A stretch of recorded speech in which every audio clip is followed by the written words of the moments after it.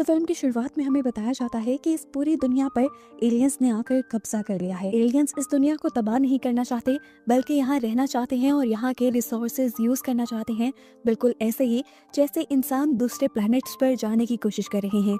अगर इंसान अपनी तबाही नहीं चाहते तो उन्हें अब एलियंस के साथ ही रहना होगा और एलियंस के असूलों पर काम करना होगा। आम लफ्जों में अब इंसान एलियंस के गुलाम बन चुके हैं और एलियंस को इस दुनिया में द लेजिस्लेटर कहा गया है। इस दुनिया की हुकूमत को भी अब एलियंस के रूल्स को फॉलो करना होगा। एलियंस अब अर्थ के ही रिसोर्सेज का इस्तेमाल करते हुए इंसानों से ही अपने लिए रहने की जगह बना रहे हैं जमीन के नीचे, जिस एरिया का एनवायरनमेंट और क्लाइमेट उन लोगों के रहने के मुताबिक हो। उनके रहने के एरिया को क्लोज्ड जोन कहा गया है, जहाँ पर एलियंस और गवर्नमेंट ऑफिशियल्स के अलावा कोई नहीं जा सकता। एलियंस इस जगह से बाहर नहीं निकलते और गवर्नमेंट ऑफिशियल्स भी मीटिंग करने के लिए वहीं जाते हैं। एलियंस ने इंसानों की हर एक्टिविटी को ट्रैक करने के लिए उनकी गर्दन में एक ट्रैकिंग डिवाइस भी लगाई है, जिसके अंदर उनका हर किस्म का बायोडेटा और क्रिमिनल रिकॉर्ड्स भी हैं। इसी दुनिया में रहते हुए जहां सारे गवर्नमेंट ऑफिशियल्स तक एलियंस की बात मान रहे हैं, एक ग्रुप ऐसा भी है जो एलियंस के खिलाफ लड़ना चाहता है।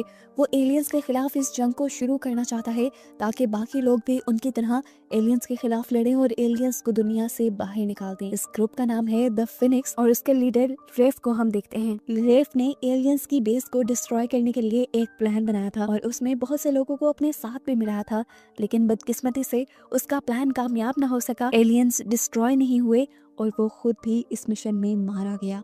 इस टाइम हमें गैब्रियल को दिखाया जाता है, जो असल में रेफ का भाई था और रेफ के मरने के बाद वो एक डेटा रिकवरी सेंटर में काम करने लगा है। खैर, सीन कट होकर अब हम विलियम नाम के एक पुलिस ऑफिसर को देखते हैं जो भी एलियंस के लिए ही काम करता है। आज न्यूज़पेपर में उसने फिनिक्स का एक ऐड पढ़ा और वो जान गया कि ये फिनिक्स का यानी रेबल ग्रुप का कोई सीक्रेट मैसेज है, जिसका मतलब था कि पुराने हादसे में फिनिक्स के सभी लोग नहीं मारे गए थे।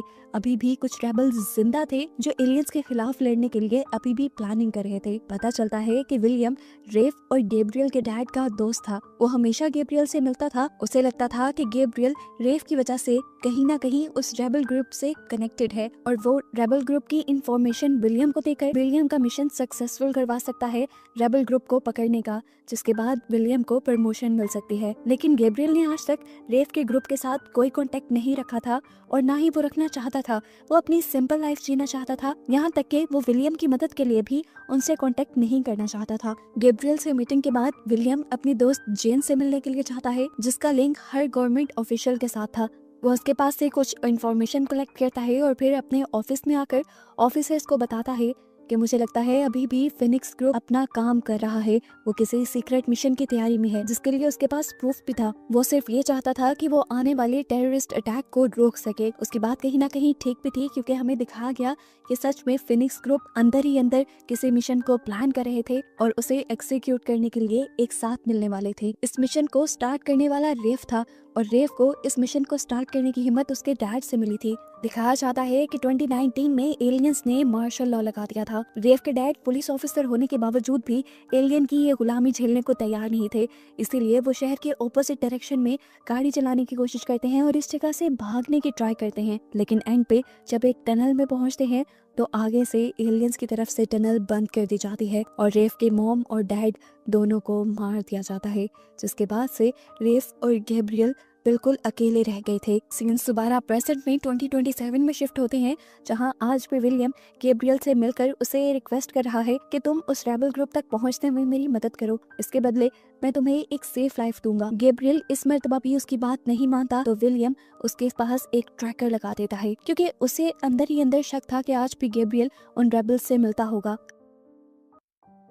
अब गैब्रियल को उसकी कंपनी में दिखाया जाता है, जहां वो एलियंस के लिए सब लोगों का डाटा कलेक्ट कर रहे थे। ये एक डाटाबेस था जहां उसने देखा कि उसकी कलीग ने एक सीक्रेट इन्फॉर्मेशन एक छोटे से पेपर पे लिख ली थी। हालांकि वो जानती थी कि उसे कैमरा से देखा जा रहा होगा। इसके बाद ये लड़की इस पेपर की सीक्रेट बनाती है और उसे गैब्रियल को दे देती है ताकि गैब्रियल ये इन्फॉर्मेशन फिनिक्स ग्रुप को सील कर दे। गैब्रियल जब फिनिक्स के एक मेंबर से मिलने के लिए जाता है तो वो मेंबर उसे जल्दी से पकड़कर उसके गले में एक ऐसी डिवाइस लगा देता है जिससे उसका सारा ट्रैकिंग सिस्टम हैक हो जाए और उसकी लोकेशन गलत बताए।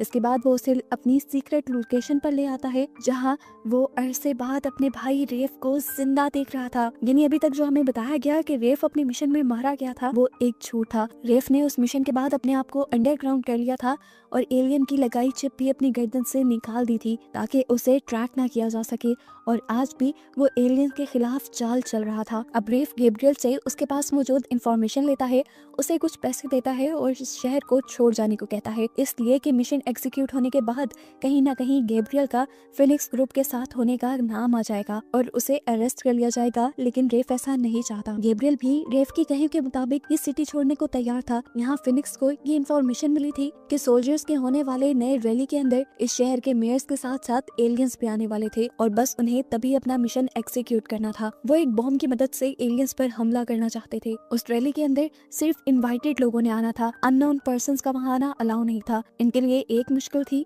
कि ये अंदर जाएंगे कैसे, दूसरी मुश्किल इनके लिए थी कि इन्हें मेयर की लोकेशन को भी ट्रैक करना था जिसका पासवर्ड गैब्रियल इन्हें दे गया था और इनको एक ऐसे बॉम्ब की भी जरूरत थी जो एलियंस या किसी भी मशीन में डिटेक्ट ना हो पाए और ऐसा एक बॉम्ब इनकी एक साइंटिस्ट इन्हें बना भी देती है। ये बॉम्ब ऑर्गेनिक चीजों से बना था, यानी इसमें किसी भी किस्म की मेटल इस्तेमाल नहीं हुई थी तो मेटल डिटेक्टर पे ये डिटेक्ट ही ना हो पाता। इस मेटल को टच करने पे ये इनविजिबल हो जाता था और जब इसके ऊपर 2 मरतबा टच होता तो एक बहुत बड़ा एक्सप्लोड यानी धमाका होता। अब आज रैली का दिन भी आ जाता है।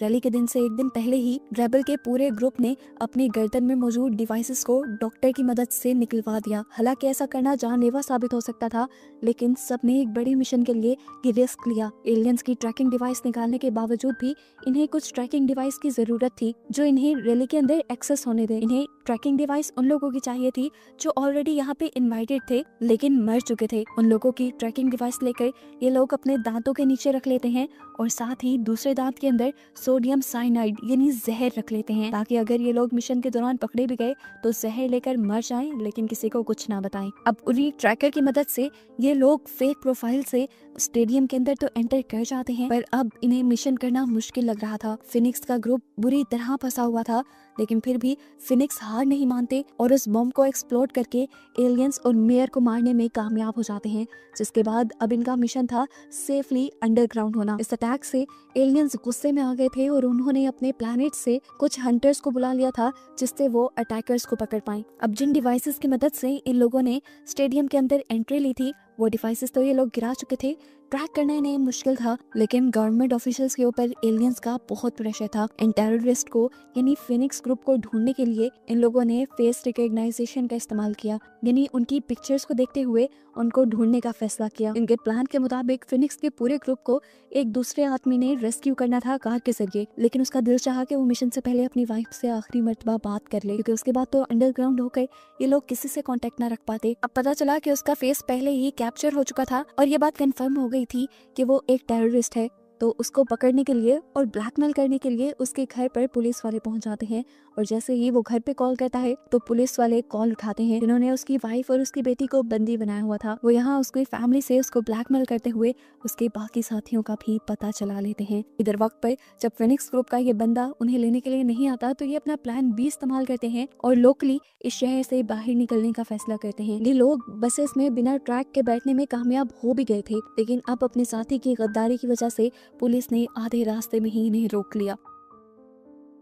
एलियंस जल्दी से बस के अंदर आकर सबसे पहले इनकी पहली साथी का एनकाउंटर कर देते हैं, जबकि इससे पहले कि एलियन इनके दूसरे साथी को पकड़ पाते वो साइनाइड खाकर सुसाइड कर लेता है। रेफ भी सोडियम साइनाइड यानी जहर खाने ही वाला था लेकिन उससे पहले ही विलियम ने उसे अरेस्ट कर लिया। विलियम ने रेफ को अरेस्ट करने के बाद उसे एलियंस के हवाले नहीं किया बल्कि गैब्रियल को ब्लैकमेल करने के लिए अपने पास ही रख लिया। उसने गैब्रियल को बुलाया, रेफ को दिखाया और कहा कि अगर तुम मेरी मदद नहीं करोगे तो मैं तुम्हारे भाई रेफ को मार दूंगा। इसके बदले मुझे सिर्फ इतना चाहिए कि तुम फिनिक्स के बड़े मास्टरमाइंड को पकड़ो, उनसे कांटेक्ट करो, चाहे जिस तरह भी। गैब्रियल पूरी तरह उसकी ब्लैकमेलिंग में फंस चुका था। उसके कहने के मुताबिक वो फिनिक्स के ग्रुप को कांटेक्ट करता है, ये कहते हुए कि उसके पास इंपॉर्टेंट इन्फॉर्मेशन है। जब फिनिक्स के लोग उससे इन्फॉर्मेशन के बारे में पूछते हैं तो गैब्रियल इनसे कहता है कि मैं सिर्फ मास्टरमाइंड को ही ये इन्फॉर्मेशन शेयर करूंगा, क्योंकि उसको तो सिर्फ मास्टरमाइंड के बारे में जानना था। इस तरह गैब्रियल मास्टरमाइंड का एड्रेस जान लेता है और जब उसके घर जाता है तो हम देखते हैं कि मास्टरमाइंड और कोई नहीं बल्कि विलियम की सबसे क्लोज फ्रेंड ही थी, जिसके घर वो मूवी के स्टार्ट में भी आया था। गैब्रियल जब उसके घर गया तो उस औरत ने देखते ही गैब्रियल का नाम लिया, जैसे वो उसे पहले से ही जानती हो, और गैब्रियल ने सुनकर शॉक हो गया कि किस तरह असल में वो गैब्रियल के डैड की भी दोस्त थी। इससे पहले कि वो ज्यादा कुछ बता पाती, गैब्रियल को ट्रैक करते हुए विलियम अपने साथियों के साथ यहाँ पहुंच जाता है और आते ही अपनी ही दोस्त का इनकाउंटर कर देता है। उसके बाद उसके घर की तलाशी ली जाती है, जहाँ से बहुत सारी ट्रैकिंग डिवाइस और रिकॉर्डिंग डिवाइसेस मिलती हैं। पता चलता है कि उसके घर सारे ही हाई प्रोफाइल गवर्नमेंट ऑफिशियल आते थे, जिनका लिंक कहीं ना कहीं एलियंस से था। वो जब भी एलियंस के बारे में कोई बात करते थे तो वो यहाँ पे रिकॉर्ड हो जाती थी और इस तरह वो एलियंस के बारे में इंफॉर्मेशन इकट्ठी करती थी और फिर अपना प्लान बनाया करती थी उनके खिलाफ। इन्हीं हाई प्रोफाइल लोगों में एक पुलिस कमिश्नर भी थे, जिन्होंने ही एलियंस के रैली में आने वाला इंफॉर्मेशन जेन को दिया था, इस औरत को दिया था, लेकिन वो नहीं जानते थे कि वो औरत एक स्पाई भी हो सकती है। कमिश्नर की इस इररिस्पॉन्सिबिलिटी की वजह से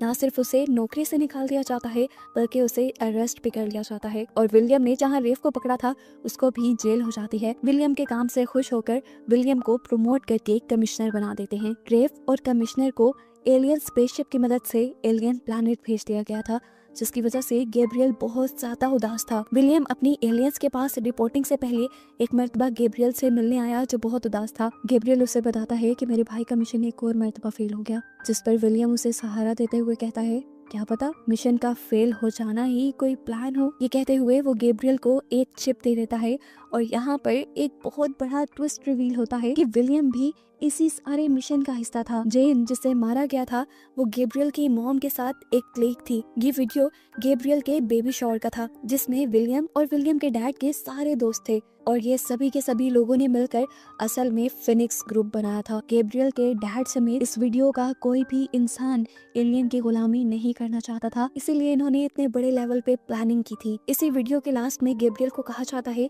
कि तुम्हें भी ये फाइट कंटिन्यू रखनी है और लोगों को अपने लिए मोटिवेट करना है। मूवी दोबारा प्रेजेंट में यानी 2027 में आती है, जब विलियम एलियन सिविलाइजेशन के अंदर अपनी फर्स्ट रिपोर्टिंग एलियन को देने के लिए जा रहा है और इस टाइम उसकी पूरी बॉडी पर वही इनविजिबल लिक्विड है जो किसी बॉम्ब की तरह एक्सप्लोड हो जाता है। मतलब ये कि सारी प्लानिंग ही यही थी, पहला मिशन फेल हो जाए, विलियम को प्रमोशन मिल जाए, जिसके बाद विलियम एलियन सिविलाइजेशन के अंदर जाकर पूरी एलियन सिविलाइजेशन को ही तबाह कर दे। और यहाँ एक मजेदार ट्विस्ट ये था कि इस पूरी मूवी में मास्टरमाइंड कोई और नहीं बल्कि विलियम खुद था, जिसे हमेशा फिनिक्स के खिलाफ दिखाया गया और इसके बारे में चेन के अलावा किसी को भी कुछ पता नहीं था। अब विलियम के क्लोज जोन यानी एलियन सिविलाइजेशन में जाते ही वो एलियन सिविलाइजेशन एक्सप्लोड हो जाती है, वहाँ धमाका हो जाता है और वो एलियन सिविलाइजेशन तबाह हो जाती है। इसके तबाह होने के बाद एलियंस को डर लग जाता है, क्योंकि अब फिनिक्स ग्रुप के अलावा भी पूरी दुनिया में नए नए ग्रुप्स उभर आए थे, जिन्होंने एलियंस के खिलाफ ये छोटी छोटी जंग शुरू कर दी थी और लोगों ने अब एलियंस से अपना हक लेना वापस शुरू कर दिया था। और बस यही दिखाते हुए ये मूवी यहाँ खत्म हो जाती है।